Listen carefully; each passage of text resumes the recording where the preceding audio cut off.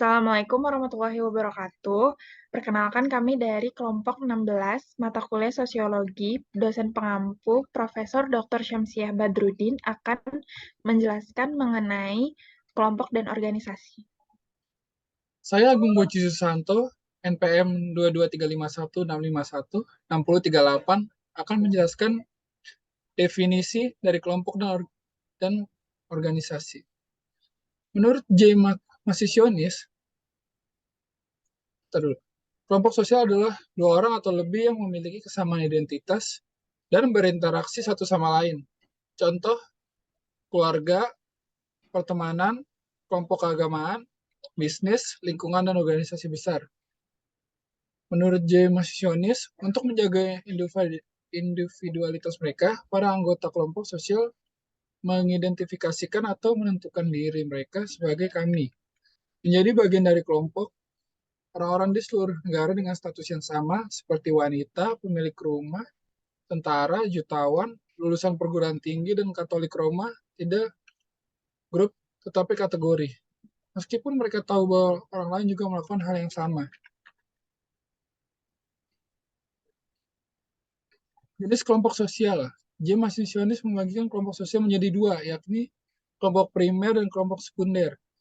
Menurut Charles Horton Coley, kelompok primer adalah kelompok sosial kecil di mana anggotanya berbagi hubungan pribadi dan bersifat abadi. Hubungan kelompok ini saling menunjukkan kepedulian yang nyata satu sama lain, ditambahkan kepedulian yang nyata satu sama lain ditambahkan oleh perbedaan simpati dan identifikasi bersama terwujud dalam satu kata, yakni kita. Seperti mata air kehidupan, contoh keluarga, rukun warga, dan pertemanan. Sedangkan kelompok sekunder adalah kelompok sosial besar dan impersonal di mana anggotanya mengejar tujuan atau kegiatan tertentu. Hubungan kelompok ini memiliki ikatan yang lemah dan sedikit pengetahuan satu sama lain. Enggak. Kelompok dalam in-group dan kelompok luar out-group. Kelompok dalam in-group adalah kelompok sosial di mana anggotanya merasa terhormati dan kesetiaan. Konsep ini in-group diperkenalkan oleh William Graham Summer. Kelompok dalam dijumpai persahabatan, kerjasama, keteraturan, dan kedamaian. Contoh keluarga dan profesi pekerjaan. Sedangkan out-group adalah kelompok sosial di mana anggotanya merasa bersaing atau oposisi. Summer menggambarkan bahwa hubungan kelompok dalam dan kelompok luar kecenderungan terjadi permusuhan, peperangan, dan perampokan.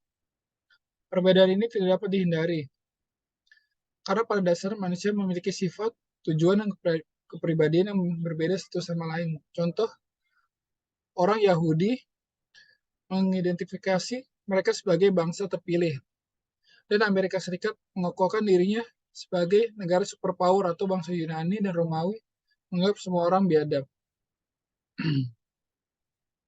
Kelompok acuan, reference group. Menurut Robert K. Merton, kelompok sosial bagi seseorang yang menjadi acuan bagi seseorang yang bukan anggota kelompok untuk membentuk pribadi dan perilakunya disebut kelompok acuan.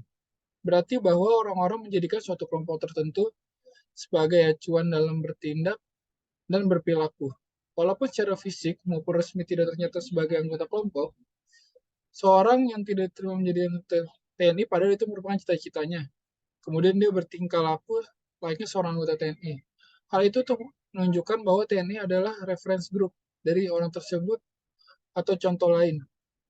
Seorang anggota DPR juga seorang anggota partai politik, walaupun dia menjadi anggota DPR, tapi jiwa dan pikirannya lebih mengacu pada partainya. Merton menekankan, dalam berperilaku dan bersikap, seseorang dapat menunjukkan pengaruh pada kelompok luar, outgroup, pada aturan dan nilai kelompok lain. Hal tersebut menunjukkan orang tersebut tidak mengikuti aturan kelompok dalam dirinya sendiri. Sekian dari saya, selanjutnya akan disampaikan oleh teman kelompok saya, yaitu Marsyanda Fadilah.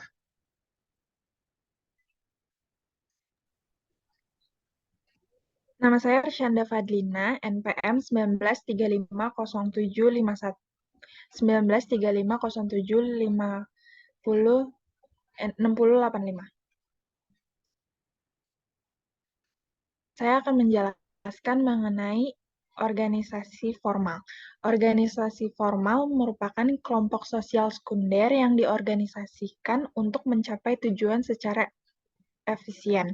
Terbagi menjadi 3 macam, yaitu yang pertama ada organisasi formal utilitarian, yang dimana organisasi ini membayar orang untuk usaha dalam organisasi mereka.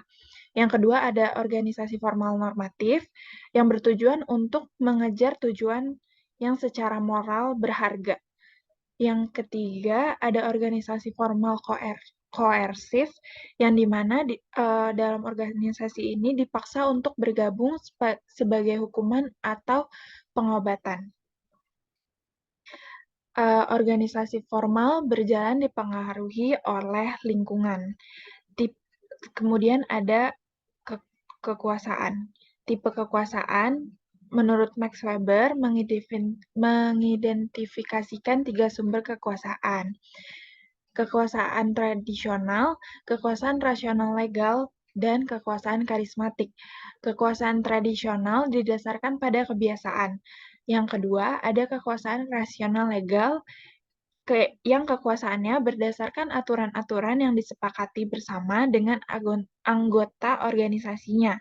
Yang ketiga ada kekuasaan karismatik, yang mana kekuasaan ini berdasarkan kemampuan pribadi mereka dalam menarik pengikut. Sekian dari kelompok kami, kurang lebihnya mohon maaf. Wassalamualaikum warahmatullahi Warahmatullahi wabarakatuh. wabarakatuh.